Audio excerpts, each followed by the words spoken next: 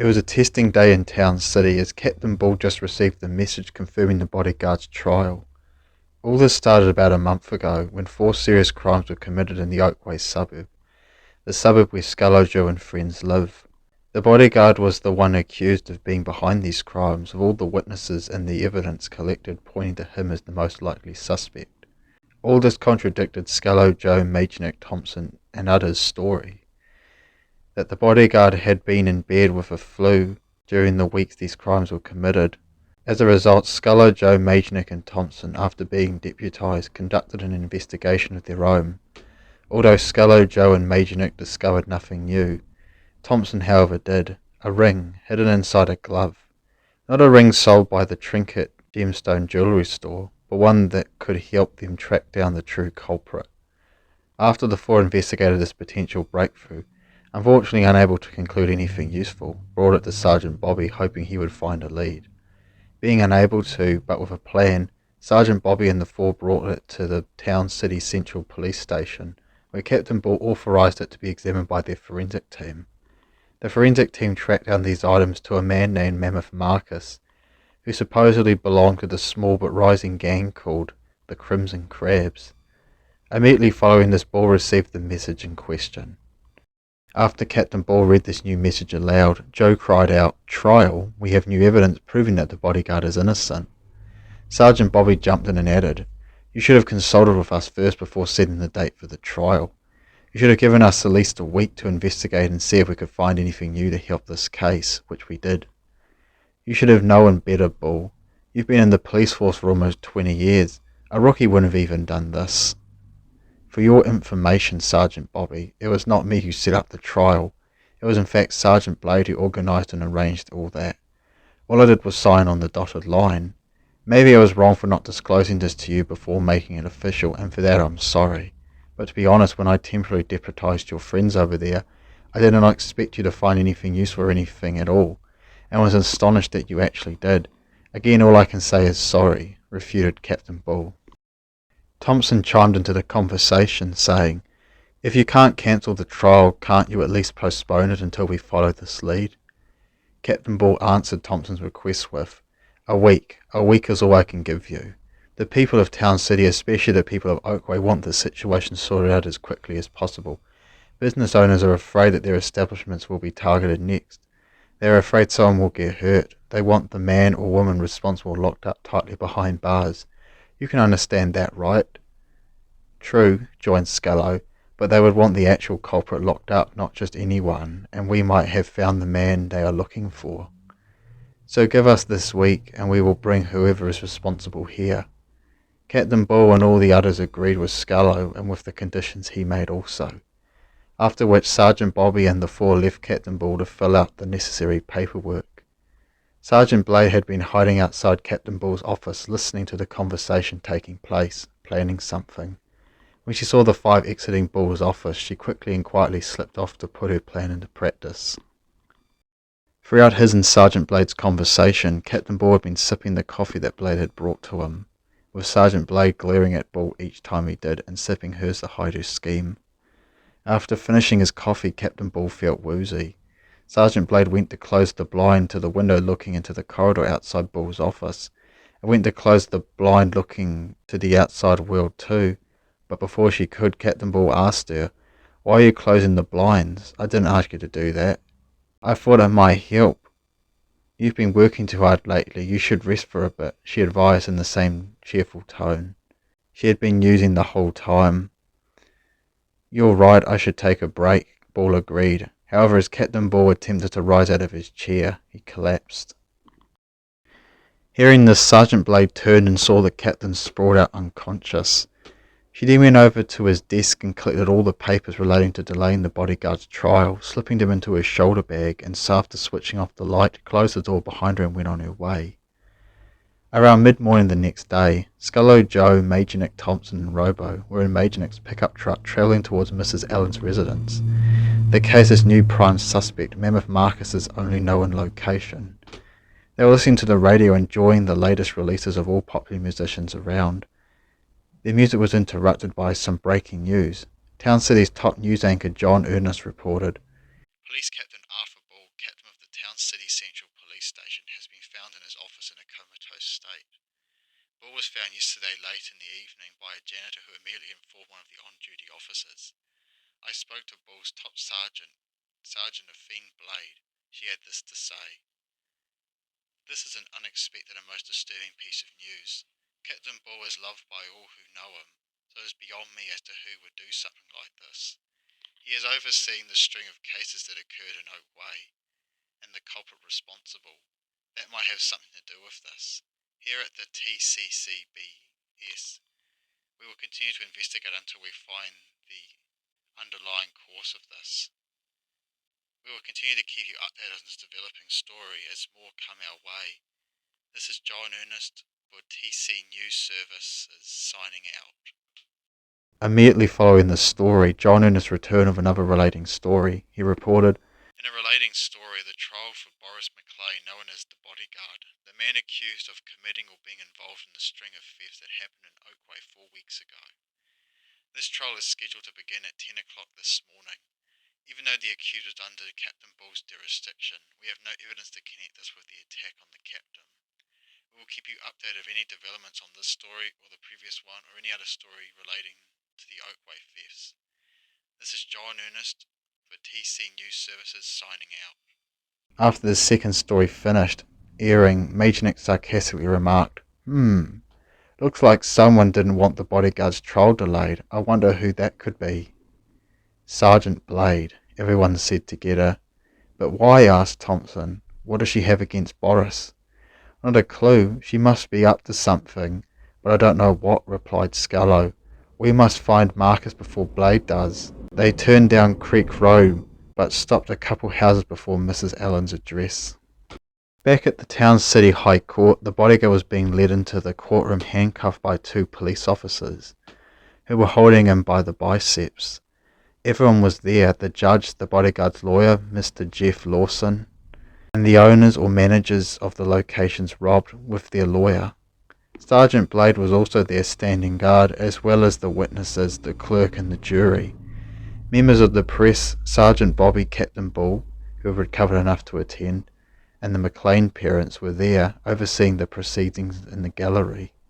After the judge finished her address and all the attendants swore the oath, the trial began. Back at Creek Road, the 4 had decided that Major Nick would lead the inquiries as he was the oldest and most experienced, after which they approached Mrs. Allen's home, knocking on her door knocker when they arrived.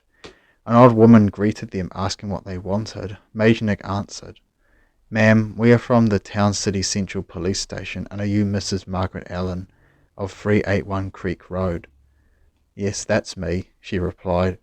Based on further information gathered involving the string of thefts that happened in Oakway about 4 weeks ago, from this we believe that your son Marcus is behind them, concluded Major Nick. Before she could respond, a deep gravelly voice called out, Who is it, Mum? Mrs. Allen called back to it, saying, Some people to see you, dear. Then a small, skinny man of Asian descent approached the door, asking, Who are you and what can I do for you?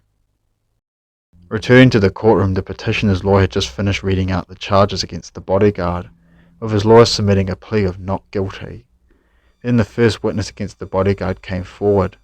The first witness was the cashier at the Gold Oak, the night of the theft. He began, On the night of the theft, it was noticeably quiet. No one was around inside or outside the store except me. Then at 9:30 p.m. on the 9th of November, a man entered and came up to the counter asking for a pack of cigarettes. I was checking something under the counter at the time, and when I stood up, I saw him wearing a balaclava over his head and holding a pistol in his right hand and pointing it to my chest, demanding me to fill this bag, as he threw an empty duffel bag onto the counter.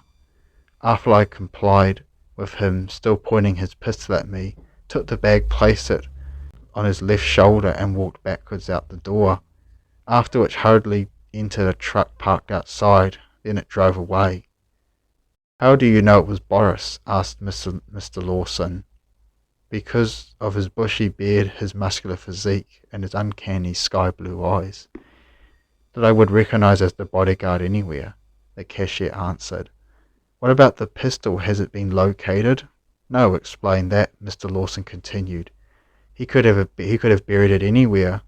All I know is what happened in the store, the cashier responded.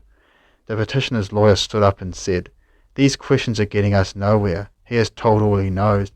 I'd like to call the next witness." The judge slammed her gavel and said, "Agreed. That will be all." The jury left to their quarters, and the bodyguard quietly sighed in his chair. At Creek Road the four were bewildered at what stood before them. "Are you Marcus Allen?" asked Major Nick quietly. "Yes," he replied. "Mammoth Marcus?" joined Skallow in the same quiet tone. "Yes," he replied again. "What can I do for you?"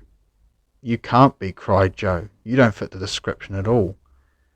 "Fit the description? What are you talking about?" he questioned.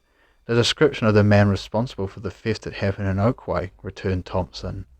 "I found a glove with a ring inside near the jewellery store that was hit in this line of crimes. The glove was traced to you and the ring to the Crimson Crabs." Major Nick handed Marcus a copy of the description of the supposed culprit. After reading it, Marcus laughed. "It certainly isn't me, and I haven't been near Oakway in a good few months, so you must be mistaken," he stated. "We have this report from TCCPS's forensic team that confirms the glove belongs to you," confirmed Major Nick as he gave him a copy of the report. Marcus read it and said, "I saw Ernest's report on these crimes, and I don't believe that the Crimson Crabs would be a part of this." "Why's that?" inquired Joe. "For starters, the Crabs don't operate in the west of Town City, where Oakway is situated. Secondly, the way all those crimes, except the first, were not committed in their style. They always go for the obvious approach, the guns blazing way. Lastly, I have an idea as to the culprits might be," examined Marcus. At the courtroom, the second witness had just taken the stand. It was Mr. Toby Murphy, the owner of the Water's Edge Tavern, along with his wife. He began, "Needless to say, you probably know from the report by Mr. Ernest and others that on the 13th of November our business was broken into at exactly 2:13 a.m. 2 hours and 43 minutes after closing. A figure dressed in all black approached the front door and kicked it in hard enough to shatter the glass. All caught on the security camera placed outside the building. Following this, the figure then proceeded to the register, placed a large, I think duffel bag on the counter, opened it by slamming his fist on top of the register, and packed its contents into the bag. The figure then moved into our office and treated the safe in the same manner. After filling its bag, it hurried out the building and disappeared." "Could you describe the figure? What did it look like, apart from the fact that it was wearing all black?" Mr. Lawson responded to Mr. Murphy. "I forgot to mention that it was big, had quite a large amount of facial hair, and had some of the most, if you pardon the expression, eye-catching blue eyes I've seen. Sky blue, I would say they were," Mr. Murphy informed the court. Mr. Lawson asked another question. "Mr. Murphy, you have not informed the court on the amount that was stolen from your establishment. Could you please do that for us, if that is allowed, Your Honour?" "Proceed," the judge stated loudly. "Let me see," stated Mr. Murphy. "There can't have been that much in the till, since we don't keep money in it overnight. So less than $100. In the safe there would have been a good couple $1,000 and a few items of jewellery. I would say just under 10 grand. One final question. How did you not hear the slam on the register since you and your wife reside upstairs at the Water's Edge Tavern?" queried Mr. Lawson. "Both me and my wife are hard of hearing, and both of us wear hearing aids," explained Mr. Lawson, as he and Mrs. Murphy showed the court the devices in question. "And we turn them off when we go to bed. Probably something we shouldn't do, but it hasn't been a problem until now," he concluded. Afterwards the judge slammed her gavel, and the jury left, and the bodyguard sighed quietly in his chair. Coming back to Creek Road, the four were listening to Marcus's theory on who the true culprits were. He explained, "I believe the culprits are a gang called the Sapphire Swordfishers. The Sapphire Swordfishers' whereabouts, as far as I know, is in Town City's west coast, where Oakway is found. The Sapphire Swordfishers also work in a more subtle and secretive way, working mostly at night and or when the target organisation is closed. If they are targeting an individual, they don't assassinate using firearms or melee weapons, opting to use poison or traps instead. The most striking detail of this theory is that the sapphire swordfishes and the crimson crabs are rivals. Why are the sapphire swordfishes and the crimson crabs rivals? Asked Joe. Marcus explained, the sapphire swordfishes were formed by a low-ranking, inexperienced yet ambitious member of the crimson crabs who went by the name Swordfish. Displeased with their position, Swordfish assembled a small group of other ambitious low-ranking members, about 6 in total, including Swordfish, conspired to overthrow the gang's leader, a man named Shell, and for Swordfish to take his place. In fact, this wasn't that small a group, as the whole gang consisted of only about 30 members minus Shell at that time. This mutiny failed, and all the members of this coup were beaten and executed. However, Swordfish somehow survived execution, waking up and seeing all her comrades dead, fled to Town City's west coast. In Town City's west coast, Swordfish decided to continue their pursuit of overthrowing the Crimson Crabs, although this time with a new strategy. Swordfish began to assemble any and all small-time criminals in the area into a gang, with Swordfish as their leader, the end goal being to consume the Crimson Crab's leaders. Achieving what Swordfish desired from the start, Swordfish named this growing group the Sapphire Swordfishes. Sapphire due to the stone's connection to wisdom, as they would commit crimes and achieve their end goal in the subtle way I explained before, and Swordfishes as Swordfish saw these crooks as her children, at first anyway. Marcus continued, all this started about 1.5 years ago when things were going great. Swordfish was scooping up members left, right and centre. The Sapphire Swordfishes were stockpiling funds, making more than any of them had ever seen. It appeared that their end goal was closer than imagined. However, after a couple of months things had turned for the worst. Swordfish themselves had grown arrogant with the success. The Swordfishes themselves had grown arrogant also, arguing about each other's rankings. The gang was falling apart. Eventually the gang disappeared, and have only reappeared with these recent crimes, Marcus concluded. You seem to know a lot about this, inquired Major Nick. How come? What are you getting at? Intervened Thomson. You're not suggesting that Marcus is involved in this case. Not this case, but you, Marcus, appear to know more than any outsider could, interrogated Major Nick. What does he mean, Marcus, dear? You're not involved with any gangs, interrupted Mrs. Allen. Marcus shamefully hung his head and leaned on the door frame and said, Yes, I was part of the Sapphire Swordfishes back when it first started. I never committed any crimes, only acting as a getaway driver, probably because I was too small. However, when the gang started to fall apart, I realized this wasn't the life for me, so I fled and returned home here. Lucky for me, they never knew my family lived in the south, so I remained undetected until now, I guess. After this, Marcus and his mum hugged each other, and Skallow said, Could you identify the swordfish person and the culprit of these recent crimes?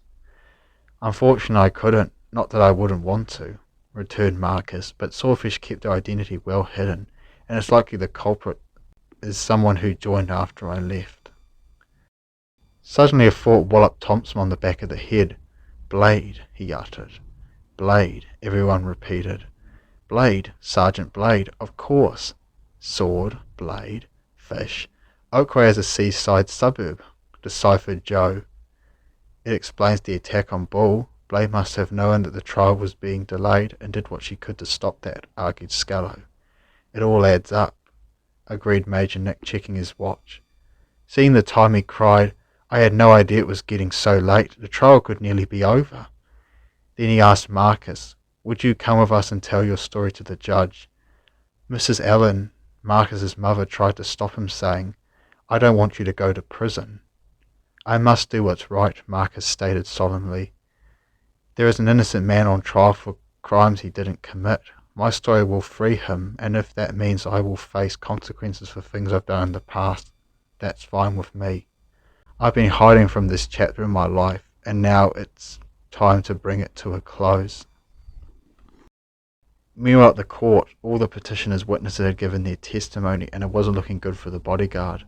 The bodyguard's lawyer, Mr. Lawson, only had one witness, Jason Eckert, the McLean's doctor.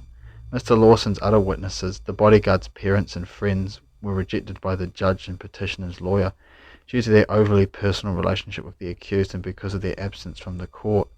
Mr. Lawson called as only witness Dr. Eckert to the stands.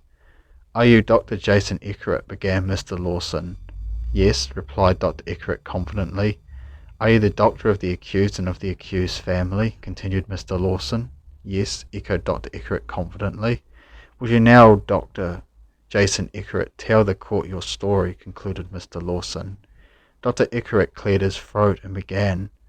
"I've been the doctor of the McLeans for as long as I can remember. I've been the doctor of Boris's father since he was a child, and the doctor of Boris and his two brothers since they were born. I received a call on the 4th of November from Boris's eldest brother, Nicholas, known as Major Nick, informed me that his brother was in bed, coughing, sneezing, and with a very high fever." "What time did you receive the call, Dr. Eckert?" interrupted Mr. Lawson. "I received the call at exactly 12:34 in the afternoon," clarified Dr. Eckert. "I arrived at the McLean residence at 12:44, 10 minutes later, and was with my patient for about 20 minutes, leaving at 1:14. "What did you prescribe to your patient, doctor?" analysed Mr. Lawson. "Well, I prescribed him the usual medicine, and to take it 3 times a day, and to stay in bed for about 3 weeks or until recovered. I gave a copy of this prescription to the court." The register drew the judge's attention to the document in question. After scanning over her eyes, the judge announced, "This document provided by the current witness, Dr. Jason Eckert, has brought me to the decision to postpone this trial to a later date." But before the judge could finish her statement or slam her gavel, the bodyguard's friends and Marcus burst through the door. "Your Honour," declared Major Nick confidently and loudly, "my name is Nicholas McLean, the oldest brother of the accused. Excuse our unexpected interruption, but me and my partners were conducting our own investigation into this case, with permission from Captain Arthur Bull. We have discovered something of interest to you and all assembled here." "Remove these 5 men from this court immediately. How dare you burst in like this?" barked the judge, slamming her gavel on the sound block. Before anyone could seize them, Captain Bull, who had just regained all his faculties, stood up. "Your Honour, what he says is true. I did agree to send these 4 to investigate this case," he said as he pointed to Skallow, Joe, Major Nick and Thomson. "You may continue, Nicholas," stated the judge, slamming her gavel. Major Nick then explained their story, after which everyone looked at each other in astonishment. Following this, the judge invited Marcus to the stands, and he explained his story. Afterwards, everyone's attention was directed to Sergeant Blade, who vehemently denied these accusations. In wake of this, Marcus asked to see the ring. With the judge's permission, his request was granted. Marcus took the ring and examined it. Then he started scratching its crimson titanium base. After a bit, the colour started to change from red to sapphire blue. "Just as I thought, this is from the sapphire swordfishes," declared Marcus, as he brought out his own. The judge was given both, and after studying them herself, declared also, "This new development in the case has led me to the decision to dismiss this trial. Sergeant Affine Blade is to be apprehended and held for questioning. Marcus Allen also is to be held for questioning. I pronounce the accused Boris McLean not guilty. Case dismissed," slamming her gavel on the sound block before standing up and making her way out the courtroom. Subsequently, the 2 officers that escorted the bodyguard in escorted Sergeant Blade out, and Marcus followed, after farewelling and assuring his new friends that everything would be all right. Sergeant Bobby and Captain Bull shared a few words. "What do you have to say now?" Bobby playfully mocked. "I may be the higher officer, but you're the better one. That's why I was never a detective," admitted Bull, with the 2 laughing afterwards. The bodyguard's friends and family crowded round him, with Joe joking. "That was a close one." "Like I said before," replied the bodyguard, "don't worry, everything will be all right."